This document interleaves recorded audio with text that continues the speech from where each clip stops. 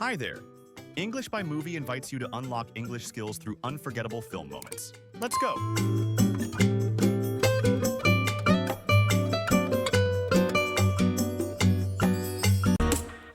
Cause with your hand in my hand and a pocket full of soul, I can. A pocket full of soul. A pocket full of soul is not a common idiom, but a beautiful poetic expression. It suggests carrying something deeply personal, emotional, and authentic with you. Soul here represents the deepest essence of a person, their emotions, character, and energy. So, a pocket full of soul means you have a wealth of inner feeling and substance to share. It's a fantastic phrase for C1 or C2 learners to understand figurative language. She walked on stage with a pocket full of soul, and her performance moved everyone. It means she brought immense emotional depth and authenticity to her performance, which was palpable to the audience. Put your hand on the glass, I'll be trying to pull you through. You just gotta Pull someone through. The phrasal verb to pull someone through is a powerful collocation that means to help someone survive a very difficult or dangerous situation. It implies that the person is in a struggle, and you are actively helping them get to the other side of it, whether it's an illness, a personal crisis, or an emotional hardship. It conveys strong support and effort. His friend's constant encouragement was what pulled him through the tough period after losing his job. It expresses that the support from his friends was the critical factor that helped him endure and overcome a difficult time. I'm looking right at the other half of me. The other half of me. The expression, the other half of me, is a deeply romantic and emotional way to refer to a person you feel completes you, like a spouse or soulmate. It suggests that you were incomplete before you met them, and together you form a perfect whole. While common, its power lies in its sincerity and the profound connection it implies. After 50 years of marriage, he still called her his other half. It shows a deep, lifelong bond, indicating that he feels she is an essential and inseparable part of him. The vacancy that's sat in my heart is a space. Vacancy. Typically, vacancy refers to an empty room in a hotel or an unfilled job position. However, in this poetic context, it means an emotional emptiness or a void. The singer is describing a feeling of loneliness and incompleteness that sat in his heart before he found his partner. This is a sophisticated use of the word, transforming a practical term into a powerful metaphor for an emotional state. After his dog passed away, there was a vacancy in his life that no one else could fill. It describes a deep sense of loss and an emotional void left by the absence of a loved one. It was easy coming back into you once I figured it out. Figured it out. The phrasal verb to figure something out is incredibly common and useful. It means to finally understand something or find a solution to a problem after a period of thought or confusion. What's important for advanced learners is the object placement. For pronouns like it, him, or them, the pronoun must go in the middle. Figure it out. For nouns, it can go in the middle or at the end. Figure the problem out or figure out the problem. I couldn't assemble the bookshelf, but I finally figured it out after watching a tutorial. This means the speaker successfully understood the process or found the solution to the problem of assembling the bookshelf. Figured it out. You're right here all along. It's like you're my mirror. All along. The phrase all along is used to emphasize that something was true from the very beginning, even if it wasn't realized or known until later. It often carries a sense of surprise or discovery, as if a hidden truth has just been revealed. In the song, it means the person he was looking for was close to him the entire time. He just didn't see it. She was planning a surprise party for him all along, but he thought everyone had forgotten his birthday. It reveals that the secret plan was in motion from the start, contrary to what he believed. It's like you're my mirror. My mirror said. Mirror. A mirror literally reflects an image. That's its primary meaning, but here it's used metaphorically to mean someone who shows you who you truly are. They don't just show your physical appearance, but they reflect your personality, your flaws, your strengths, and your soul. This person helps you see yourself more clearly, for better or worse. This dual meaning, literal and figurative, is what makes the song's central metaphor so powerful. A good leader should be a mirror for their team, reflecting their collective efforts and potential. It describes a leader who helps the team see their own strengths and what they can achieve together, acting as a reflection of their capabilities. He checked his tie in the car's side view mirror before the interview. It describes the literal use of a mirror, which is to look at your own physical reflection.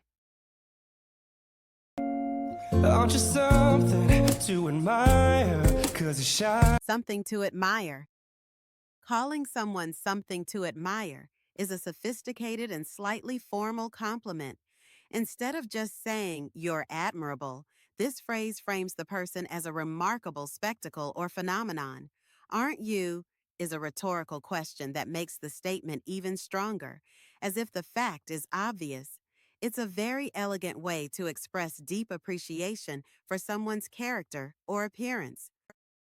The way she handles pressure with such grace, she's really something to admire. This expresses deep respect for her character and abilities, highlighting them as truly remarkable qualities. 'Cause you shine is something like a mirror, and I can't help but know. Shine. The word shine has multiple layers of meaning here. On a literal level, it can mean a physical brightness or radiance. But on a deeper figurative level, shine refers to a person's inner light, their charisma, talent, goodness, or positive energy. The lyric suggests that this inner quality is so bright and clear that it acts like a mirror, reflecting back. Don't let anyone dim your shine. You have a unique talent. It uses shine to mean a person's unique inner talent and confidence, encouraging them to be proud of it. If you ever feel alone and the glare makes me. Glare. A glare usually means a harsh, bright, dazzling light that makes it difficult to see. In this context, it's a metaphor for the overwhelming distractions and difficulties of life. The glare could be fame, public pressure, or personal struggles that obscure one's view and make it hard to see the people who are truly there for you. It's a brilliant word choice to describe something that is both dazzling and blinding. He found it hard to focus on his family in the glare of his newfound success. It describes success as a glare, a powerful, distracting force that made it difficult for him to see what was truly important.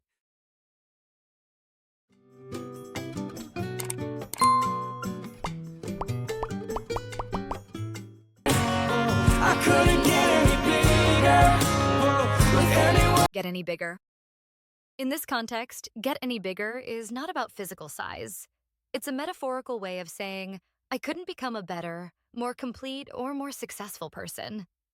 The singer is expressing that his personal growth and sense of self-worth are tied directly to his partner. Without them, he feels his potential is capped. Bigger here means grander, more significant, or more fully realized as a human being. As an artist, I feel I can't get any bigger without taking on new challenges and moving out of my comfort zone. It expresses a limit to personal or professional growth, suggesting that a change is needed to continue developing. And now it's clear as this promise. Clear as this promise. This is a beautiful, custom-made simile. The common expression is clear as day or clear as crystal. By saying clear as this promise, the writer elevates the language. He's comparing the certainty of his realization to the strength and certainty of a promise being made between two people. It makes the idea both incredibly clear and deeply personal and romantic. Her intention to help was as clear as her word. This is a creative way of saying her intention was very obvious and as reliable as the promise she made. Promise that we make it to reflections into one. 'Cause it's like you're my mirror. Make into one. The collocation, to make something into one, means to combine two or more separate things to create a single, unified entity. It's often used for physical objects, like ingredients in a recipe, but here it's used for something abstract and poetic: reflections. The idea is that their individual identities are merging, creating a single, shared existence. It's a powerful image of unity. The merger will make two competing companies into one dominant force in the market. It shows the combination of two separate entities to form a single, more powerful unit. Yesterday is history. Oh. Yesterday is history, tomorrow's a mystery.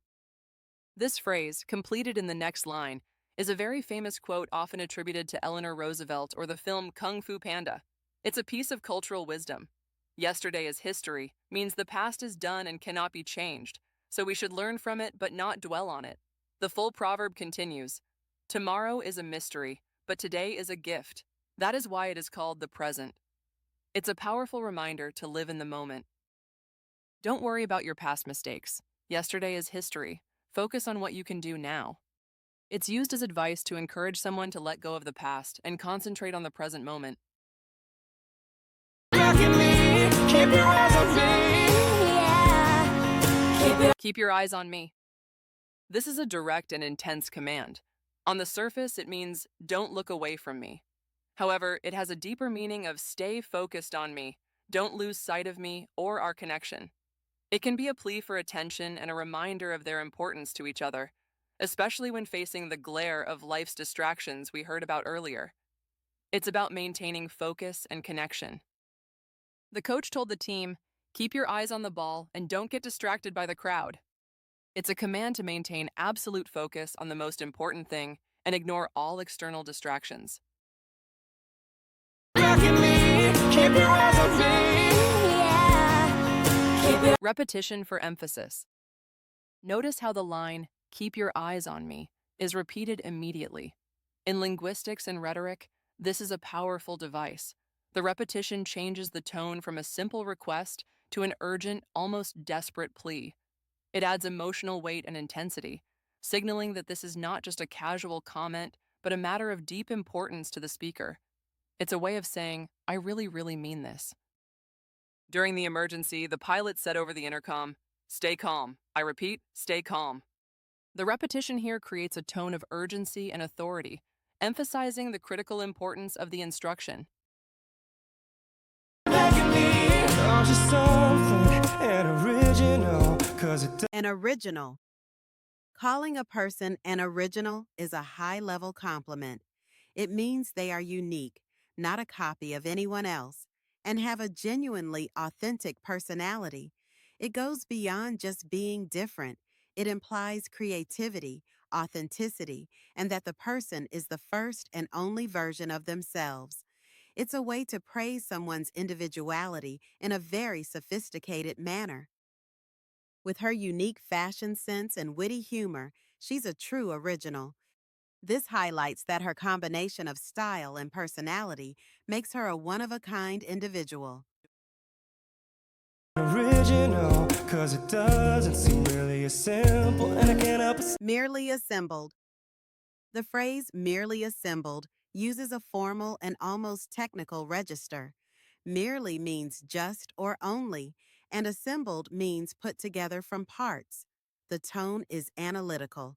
The speaker is saying that the person's qualities don't feel like they were just mechanically put together. They feel natural and integrated. This creates a powerful contrast with an original, emphasizing that their uniqueness is organic, not fabricated. The champion team wasn't merely assembled from star players. They had deep chemistry and unity. It expresses that the team's success came from more than just a collection of skilled individuals. It came from a genuine, cohesive bond. really as simple, and I can't help but stare, 'cause I see Can't help but. The expression can't help but do something is used when you are unable to stop yourself from a certain action or feeling.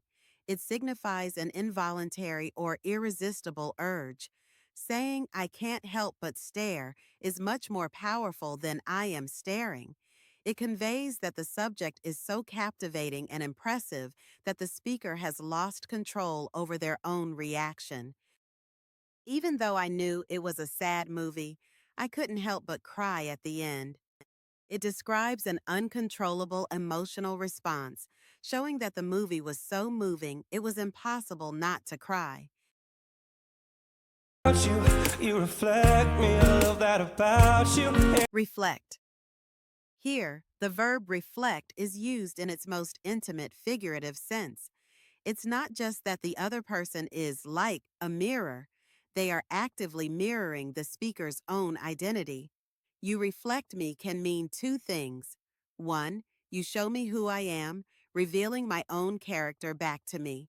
Two, your character and values are so similar to mine that I see myself in you. This dual meaning captures the essence of a deep, empathetic connection. My children's actions often reflect the values I've tried to teach them. It shows that the children's behavior mirrors or demonstrates the principles they learned from their parent. Hope you learned something cool today with English by Movie. Hit like, subscribe for more, and let's chat in the comments. Don't miss what's coming next. Bye for now.